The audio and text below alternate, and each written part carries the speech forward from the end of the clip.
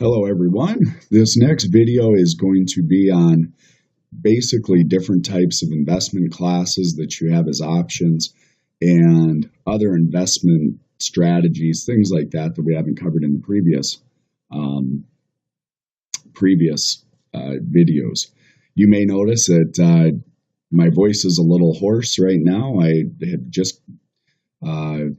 I'm just getting over having strep throat. In one of the previous videos I did, I think I kind of lost my voice. So I'll do my best to speak up and talk loud, but hope you understand that I just have a little less of a voice right now.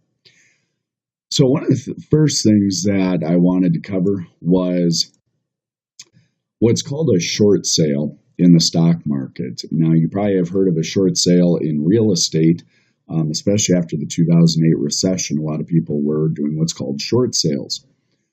But in short selling in the stock market is essentially when you buy or really borrow at a high rate, and then when the market goes down or those stocks go down, then you sell them and actually buy them back. So some people try to say you're buying low and selling, buying high and selling low. Well, that's not really the case. It's you're borrowing when it's high and you're buying back when it's low, and then you're replenishing. Anyway, the big benefit to it is when the stock market goes down, you can still make money. And this is how hedge funds very often make money even when the markets are doing poorly. It's a little easier to understand a short sale if we use something else in a little different subject. So we're going to live in the land of make-believe here for a moment. And we're going to say I have a buddy. My buddy's name is Bob. And Bob's in the military, and he's getting ready to go on a deployment for 1 year. And Bob has a 2008 Ford Mustang, has about 77,000 miles on it. And he gives me a call and says, "Hey, Bruce, would you be willing to take my car for the year? You can drive it around, you can do whatever you want. I just don't want to pay to have it in storage." So he said the insurance paid on it through the year. If you can just drive it, keep it running, don't put too many miles on it, but and just kind of take care of it for the year. And I think to myself, well, that's cool. Yeah, I'll do that. And all I have to do is pay gas and everything else. So Bob takes off and he goes to wherever he's deployed. And I'm driving around his car. And one day I go to Walmart and picking up some groceries. And this lady stops me as I'm in the parking lot. And it's kind of weird. This lady looked a little bit like Mother Teresa. And she says, "That's a sweet ride. How much do you want for it?"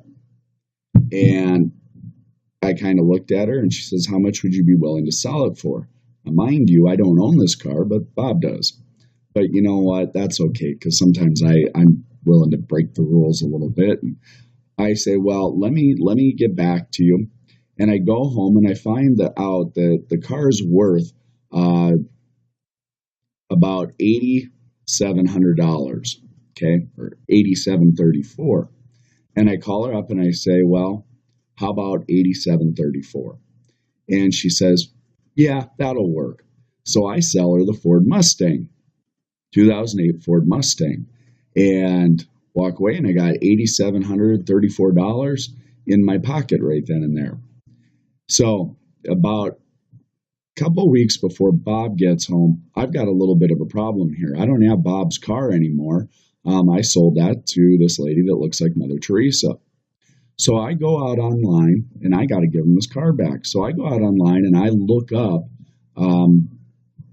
cars, 2008 Ford Mustangs, and I'm trying to find pretty much the same exact Mustang that I sold. Same color, same make, same model. Guess what? I can find it. And it has everything. The only difference is the VIN number. But I know Bob, he doesn't care about that. And he doesn't really care about registering the vehicle. So everything's identical. It's the same. And I go ahead and buy the car. But what happens to cars over time? And hopefully you said they depreciate in value. Well, they do, and it's been about a year later. And I go out, I find the same exact make, model, and everything, but now I get to buy it a little cheaper. I can buy it for $8,286. So again, I'm able to get the same car back to Bob, but I bought this one cheaper. So I buy the car, Bob gets home, and I give him back what he thinks is his car. Same everything. He doesn't even know the difference. Now, I sold it for $8,734 to the lady that looks like Mother Teresa. And I bought another car to give back to Bob for $8,286. So the difference between the two is $448, and I get to keep that. So I pocket $448 pretty much for not doing any work whatsoever. That is very much the same way a stock short sale works. Is you go to a broker, and brokers keep in what's called an inventory of stocks available, usually not in large chunks of shares, but in blocks of 100 shares and stuff like that. And they allow that inventory that they hold, the brokerage owns, to loan that out to traders or people, investors, and to loan that out. And then you usually buy it, or you go through with the transaction today. And then your hope is you're waiting for the stock market to go down. So for whatever reason, you think either the stock market or that stock in particular is going to go down in value. And then you wait for it to go down in value. And once it's to where the price you think it's going to bottom out at, you buy that back, and then you replenish the broker, and you pocket the difference of what you borrowed it for, the price point at which you borrowed it for, and the price point of where you bought it back for. And again, the difference between the two is what you get to pocket and get to keep. Now, for the most part, we say short selling, though, it can be very risky. And the reason is, if you think about it for a second, all businesses that trade on the New York Stock Exchange and the other exchanges, almost from a legal standpoint, their job is to generate a profit and to make sure that the company's growing, so on and so forth. So you have to remember, when you're getting into a short sale, even though maybe you think it's the stock or the stock market's going to go down in value, you have to remember every company that trades on the stock exchange is trying to make a profit. So they're going against you. That being said, there are times in what's called forensic accountants that will pour through different companies' books when they see that something's off, something's odd. Here lately, I think it was Lumber Liquidators and their floors and again, I think 2015, 2016 this happened. They were selling floors that were made overseas somewhere. And some forensic accountants realized, wow, they're getting their lumber over there that's processed to put in for flooring. They're getting it a lot cheaper than all their other competitors. So these forensic accountants realized something weird's going on here. Well, it was overseas, I think in China or a manufacturer over there, that they actually flew over and looked at the facility. And what they realized is, in order to process this wood at a cheaper price, they were using a chemical in it that was far cheaper, but potentially had carcinogenics in it. I apologize if I said that wrong. But in other words, it kind of causes cancer. So once these forensic accountants realized that, and they verified everything, they came back to the United States and they entered into a short sale for Lumber Liquidators. Then they contacted, I don't know, it was 2020 or Dateline or something like that, and they fed them all their information and said, this is why they're getting it at such a cheaper value. Once the story broke online that Lumber Liquidators stock dropped by 30-40% in the matter of a few days, and that's how those forensic accountants or investors made some money on that. So Now, anybody can really enter into a short sale. I should call that a traditional short sale with a brokerage firm, where you're borrowing stock and then you're replenishing later when the price drops. Again, you do have to have what's called a margin account. And a margin account is basically a loan from the brokerage firm of $25,000 or more. And again, called a margin account.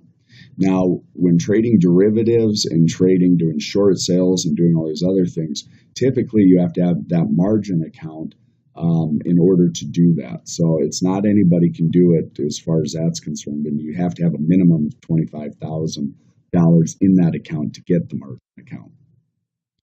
So not just anybody can do this, but anybody can enter into a kind of short sale through exchange traded funds. And there's ticker symbols out there that have exchange traded funds that are shorts, and then they call them ultra shorts, and then 3 times ultra shorts, which means if the stock or stock market index is expected to go down and you have an ultra 3 times short, what that means is if the stock is expected or goes down by 10%, this ultra short or 3 times ultra short, we'll use the 3 times, will actually decrease or go up in value 3 times that 10% or the amount that it dropped. You don't need a margin account. You don't need anything to do that. So if you think the stock market's going to go down or the stock index is going to go down or a certain sector in that area, you can get one of these exchange traded funds and you can buy it. And again, if the stock then goes down by 10% and you have a 3 times ultra short, you're going to gain 30% on that trade, or that stock price will gain by 30%. So again, kind of an interesting way to make money even when the stock market is going down. On occasion, I have students that ask me, well, I'd like to get into real estate, but I don't have a ton of money to enter into down payments and probably some cash flow aside from the real estate investment to operate that, because I kind of want to buy and flip houses or get into real estate. They hear it's a good deal. I don't really get into the traditional ways of buying real estate, but I would say it maybe isn't a bad deal, especially if you can get like rental income off of it. I don't advise students get into flipping houses just because even though they may think they make a lot of money on it, if you look at the time and effort that's put into that, the people that really make money on that are professionals, real estate agents, contractors, people like that get some sort of economic benefit because of something they do really well. But another option that you can get is what's called a real estate investment trust, or REIT. And that's kind of like a mutual fund or an exchange traded fund, or just an individual fund that holds real estate. And you can get like a strip mall or strip malls in the Southeast United States that this real estate investment trust will oversee. Now, the way real estate investment trusts work is the profits generated from the income or rental on those, 90% of the profits have to be paid to the stockholders in the form of like a dividend. The company or the management company that can keep 10% of the profits for both management of the properties and to upkeep the properties and things like that. But again, they have to pay out 90% of the profits to the stockholders. So again, it's similar to a stock or an exchange traded fund in trades like that, but you can invest in real estate directly and you don't have to put in hundreds of thousands of dollars because you're not buying the real estate or the property directly. Somebody else is dealing with that. The REITs, or real estate investment trusts, also receive special tax considerations and typically offer investors higher yields as well as a highly liquid method of investing in real estate, because if you want to get rid of it, you can sell it on the stock exchange just like any other stock. And again, one of the biggest benefits is yourself and myself, we can invest in large real estate investments using a stock exchange. So you don't have to have those huge sums of money to do that. And investors then can buy directly into a real estate trust, real estate investment trust, or can invest in mutual funds that are investing in many real estate investment trusts. And again, those monies then are put into investing in shopping malls, office buildings, apartments, warehouses, hotels, anything that is real estate related.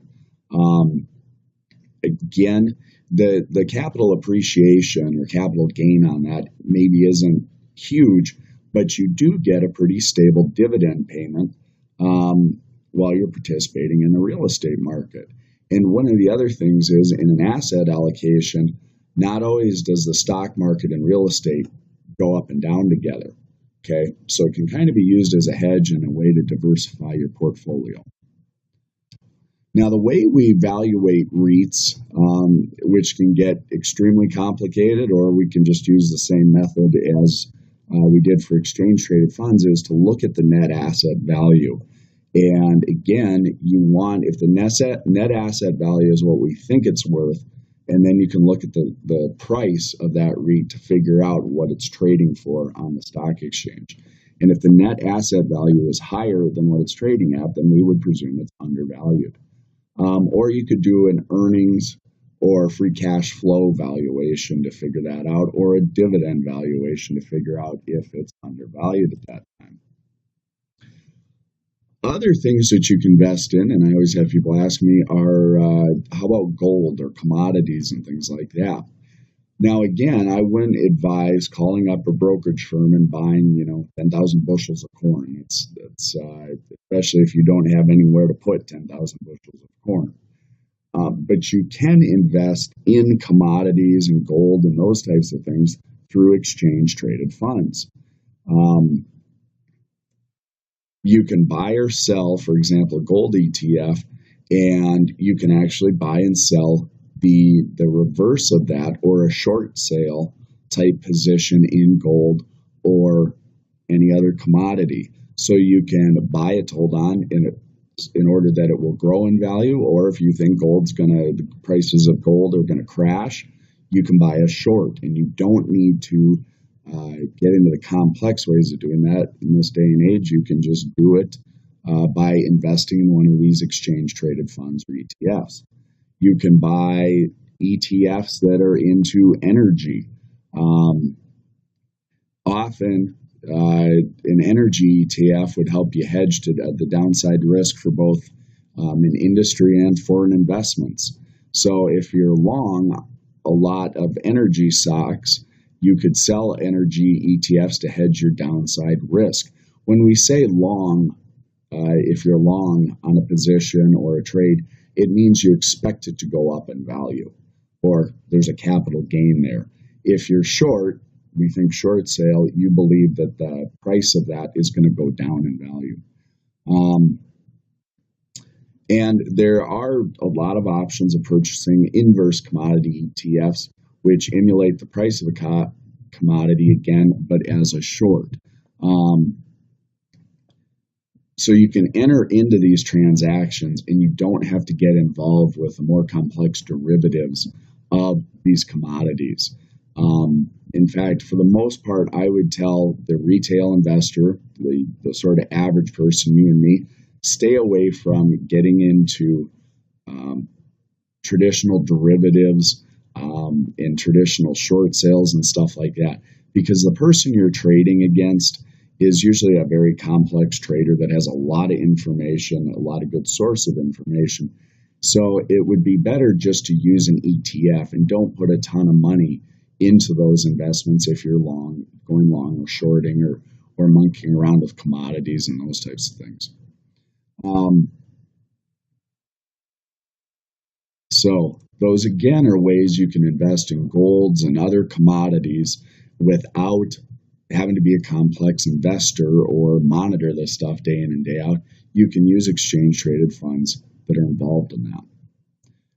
And that's all we have for this video. We're getting really close to the end, and we'll see you again in the next one.